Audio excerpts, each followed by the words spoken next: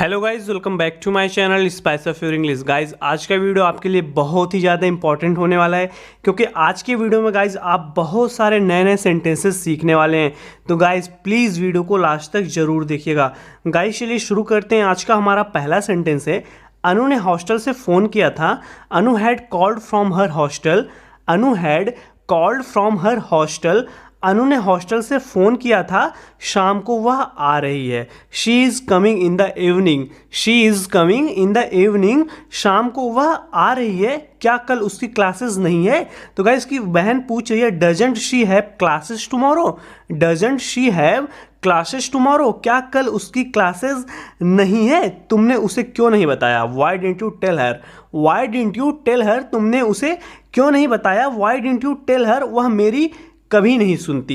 She never listens to what I say. She never listens to what I say. She never listens to what I say. वह मेरी कभी नहीं सुनती, यानी कि जो मैं कहती हूँ वह नहीं सुनती है। आगे देखते हैं गाइज, अगर मैं उसे डांटती हूँ तो वह अंग्रेजी में बड़बड़ाने लगती है। If I scold her, she start grumbling in English. If I scold her, she starts grumbling in English. अगर मैं उसे डांटती हूँ तो वह अंग्रेजी में बड़बड़ाने लगती है। यह बोलता है गाइस कि यह सेंट जोसेफ स्कूल में भेजने का परिणाम है। That's the outcome of sending her to St. Joseph's School. That's the outcome of sending her to St. Joseph's School. यह सेंट जोसेफ स्कूल में भेजने का परिणाम है। That's the outcome of sending her to St. Joseph School. तो guys यहाँ पे ये बोल रहा है कि मैं तुमको आज कॉलेज में छोड़ दूंगा। I drop you off at college today. I drop you off at college today. मैं तुमको आज कॉलेज में छोड़ दूंगा। कोई बात नहीं डैड, आप मुझे बस स्टैंड पर छोड़ सकते हैं। It's okay dad, you can drop me at the bus stand. It's okay dad, you can drop me at the bus stand dad. कोई बात नहीं, आप मुझे बस स्टैंड पर छोड़ सकते हैं। तो गाइज यहाँ पे ये बोल रहा है कि मैं तुमको आज कॉलेज में छोड़ दूंगा। I drop you off at college today. It's okay dad, you can drop me at the bus stand. कोई बात नहीं, आप मुझे बस स्टैंड पर छोड़ सकते हैं। तो गाइज यहाँ पे ये दो तीन लोग आपस में बात कर रहे हैं कि उसके मामले की स्थिति क्या है। What's the status of his case? What's the status of his case? उसके मामले की स्थिति क्या है? मुझे लगता है कि पुलिस ने हार मान ली है। I think the police have given up. I think the police have given up. मुझे लगता है कि पुलिस ने हार मान ली है। नहीं, वे अभी भी जांच कर रहे हैं। No they are still investigating.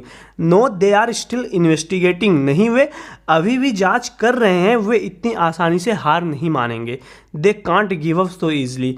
They can't give up so easily. वे इतनी आसानी से हार नहीं मान सकते। They can't give up so easily. आगे देखते हैं गाइज, उस लड़के के माता पिता अमेरिका चले गए। That boy's parents went to America. That boy's parents went to America. उस लड़के के माता पिता अमेरिका चले गए। तो फिर इस मामले में किसे दिलचस्पी है? Then who is so interested in this case? Then who is so interested in this case? तो फिर इस मामले में किसे दिलचस्पी है? Then who is so interested in this case? वह लड़की और मेरा भाई एक ही स्कूल में पढ़ते थे। That girl and my brother used to study in the same school. That girl and my brother used to study in the same school. वह लड़की और मेरा भाई एक ही स्कूल में पढ़ते थे, लेकिन क्या तुमने हाल ही में उसे देखा है? But have you seen him lately? But have you seen him lately? क्या तुमने हाल ही में उसे देखा है? तो गाइज ये बोलता है नहीं, वह किसी से बात नहीं करती। She doesn't talk to anyone. She doesn't talk to anyone. वह किसी से बात नहीं करती। उसने कहा कि वे प्यार में थे।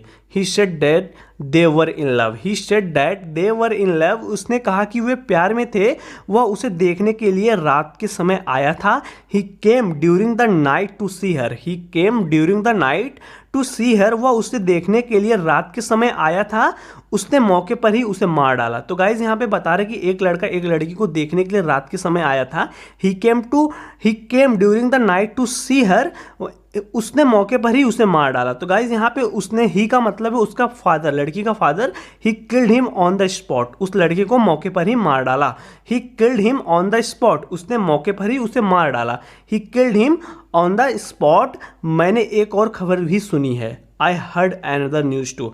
आई हर्ड अनदर न्यूज़ टू, मैंने एक और खबर भी सुनी है, वह लड़का उसकी माँ को जाहिर तौर पर देखने आया था।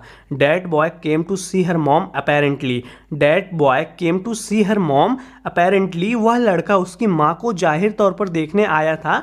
That boy came to see her mom apparently. आगे देखते हैं गाइज, यहाँ पे गाइज ये बोल रहे कि काफ़ी टाइम हो गया है, काम पर नहीं जाना है क्या? It's pretty late haven't you to go to work, it's pretty late haven't you to go to work, काफ़ी टाइम हो गया है, काम पर नहीं जाना है क्या? तभी बोलते हैं गाइज नहीं, आज नहीं जाऊंगा, मन नहीं कर रहा है, मुझे सोने दो please. No I won't go today, not feeling like, please let me sleep. No I won't go today, not feeling like, please let me sleep, नहीं आज नहीं जाऊंगा, मन नहीं कर रहा है, मुझे सोने दो। तो गाइज ये बोल रहे कि काफ़ी टाइम हो गया, काम पर नहीं जाना है क्या? It's pretty late haven't you to go to work, नहीं आज नहीं जाऊंगा, मन नहीं कर रहा है, मुझे सोने दो please. No I won't go today, not feeling like, please let me sleep. तुम जग गए, you woke up, you woke up, तुम जग गए। अगर मुझे यह एक हफ्ते पहले पता होता, had I known this a week back, had I known this a week back, अगर मुझे यह एक हफ्ते पहले पता होता, मैं उस तमिल फिल्म को स्वीकार कर लिया होता। I would have accepted that Tamil film, I would have accepted that Tamil film, मैं उस तमिल फिल्म को स्वीकार कर लिया होता। तो गाइज यहाँ पे ये बोल रहे हैं कि अगर मुझे यह एक हफ्ते पहले पता होता, had I known this a week back, had I known this a week back, या आप इसको बोल सकते हैं दूसरे तरीके से guys, if I had known this a week back, या had I known this a week back, अगर मुझे यह एक हफ्ते पहले पता होता, मैं उस तमिल फिल्म को स्वीकार कर लिया होता। I would have accepted that Tamil film. तुम कुछ बोल क्यों नहीं रही हो? Why aren't you saying anything, why aren't you saying anything, तुम कुछ बोल क्यों नहीं रही हो? Why aren't you saying anything, Rani मैं तुमसे पूछ रहा हूँ, Rani I am asking you, Rani I am asking you, Rani मैं तुमसे पूछ रहा हूँ, मैं क्या बोलूँ? जॉर्ज कुट्टी, वॉट डू आई से जॉर्ज कुट्टी, वॉट डू आई से जॉर्ज कुट्टी, मैं क्या बोलूँ जॉर्ज कुट्टी, वॉट डू आई से जॉर्ज कुट्टी, क्या तुम कभी सुनते हो जो मैं कहती हूँ? Do you ever listen to what I say, do you ever listen to what I say, क्या तुम कभी सुनते हो जो मैं कहती हूँ? Do you ever listen to what I say. आप अपनी इच्छा अनुसार सब कुछ करते हैं, है ना?